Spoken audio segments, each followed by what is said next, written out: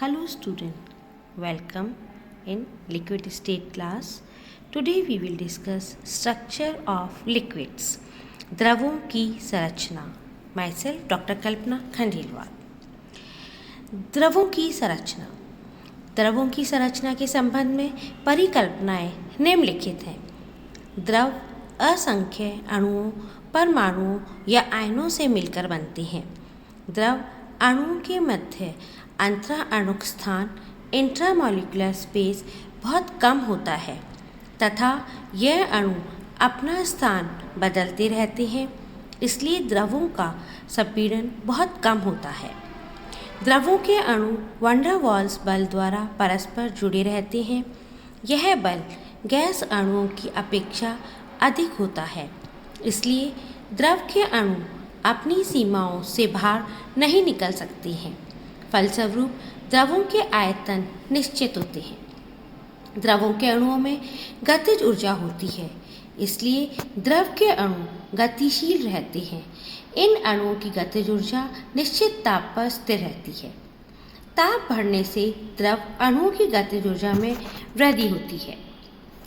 द्रव की संरचना व्याख्या करने के लिए 4 सिद्धांत प्रतिपादित किए गए. पहला, रूपांतरित गैस सदृश्य द्रव, the liquid as a modified gas. इस सिद्धांत के अनुसार द्रव एक अपूर्ण इम्परफेक्ट गैस के समान है. इस सिद्धांत की पुष्टि इस तथ्य से होती है कि क्रांतिक ताप से उच्च ताप पर द्रव तथा गैस अवस्था में कोई अंतर नहीं होता है. अतः इस स्थिति में द्रव को अपूर्ण गैस माना जा सकता है और पदार्थ की तरल अवस्था फ्लूइड स्टेट उपस्थित होती है. इस प्रकार यह सिद्धांत क्रांतिक बिंदु के समीप द्रवों के व्यवहार की व्याख्या करने में सक्षम है. रूपांतरित ठोस सदृश्य द्रव, the liquid as a modified solid. जब कोई ठोस पिघलता है तो उसके आयतन में 10% वृद्धि होती है.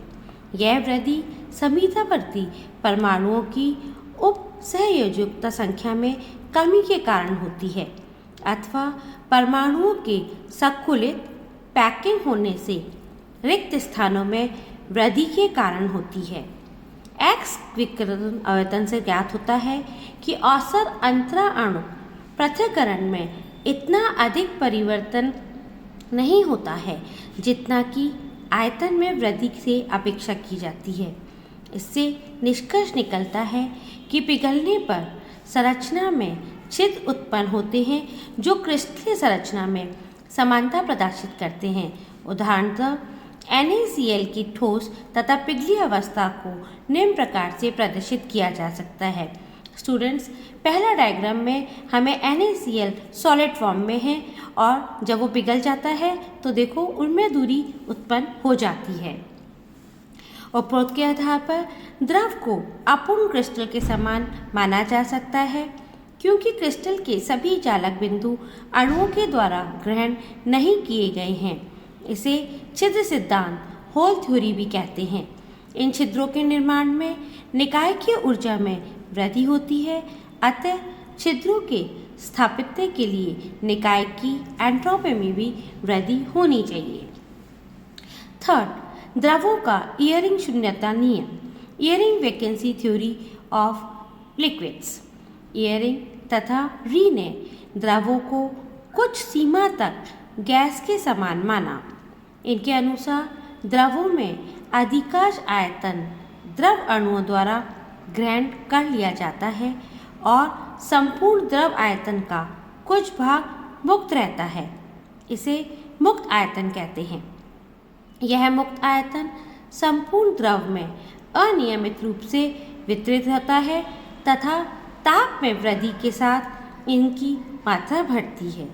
रिक्त स्थल के समीप स्थित अणु गैस के समान गुण रखते हैं तथा अन्य अणु ठोस के समान गुण रखते हैं. अनियंत्रित संकुलित स्वरूप, रैंडम पैकिंग मॉडल. हम जानते हैं कि द्रव अवस्था अपूर्ण गैस सदृश्य तथा उस ठोस सदृश्य होती है जिसमें छिद्र अथवा मुक्त आयतन के रूप में कुछ मात्रा में अनियमितता डिसऑर्डर विद्यमान होती है, अर्थात द्रव अवस्था को उपस्थित नहीं होना चाहिए। बर्नाल तथा स्कॉट ने सुझाया कि द्रव अवस्था निकाय का निर्माण करने वाले अणुओं का अनियमित संकुलन है तथा द्रव की संरचना की प्रकृति निविड़ संकुलित होती है। बर्नाल के अनुसार द्रव अवस्था में संकुलन का निर्धारण प्रति आकर्षण बलों द्वारा होता है। आकर्षण बल संकुलन निर्धारण में भाग नहीं लेते हैं। द्रव अवस्था में उपसह संयोजकता 4 से 11 तक परिवर्तित होती है। ठोस के निर्वाण संकुलित संरचना दिख रही है यहाँ पे, और द्रव में निर्वाण संकुलित संरचना दिख रही है। Structure of liquids. In a liquid, the molecules are not as rigidly fixed as in solid. They have some freedom of motion, which, however, is much less than that in a gas. Liquids resemble solids in being compact, incompressible, and in having a definite volume. These properties are indicative of a regular structure in liquids similar to that in solids. From X-ray diffraction techniques, it has been found that the resemblance of a liquid state with solid state is valid with a small range, that is, within only small distance from a given molecule.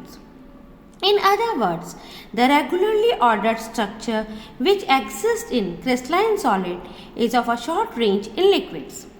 It means it exists in only within a short distance from any given molecules.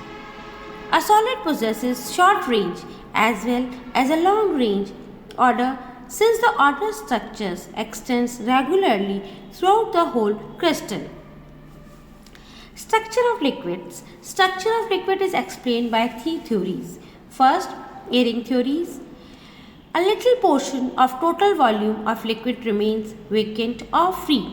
3% of total space in liquid is vacant. This is a Eyring theory. Bernal and Scott theory. Liquid is a random pack of molecules where they are very closely packed but randomly. Arrangement is not like solids. Cyanobatic group model. Structures of liquid is less crystalline, where clusters or group of molecules are present in large numbers, that is 100 molecules. These groups are called cyanobatic groups, where molecules are arranged in orderly manner. Students, we have discussed in detail in Hindi, so I have written only in short what are these theories. Thank you.